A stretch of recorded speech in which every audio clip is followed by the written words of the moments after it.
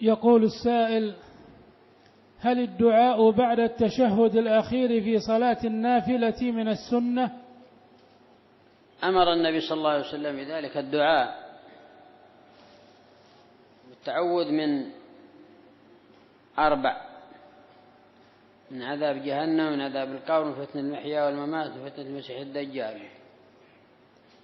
فذلك الدعاء وتلك الاستعاذة واجبة لأمر النبي صلى الله عليه وسلم بها، سواء كانت الصلاة واجبة أو مندوبة. وأما ما زاد على ذلك من الأدعية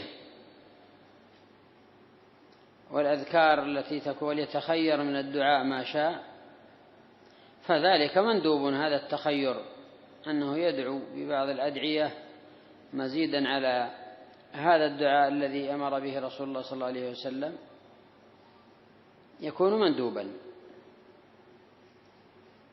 مستحبا. نعم.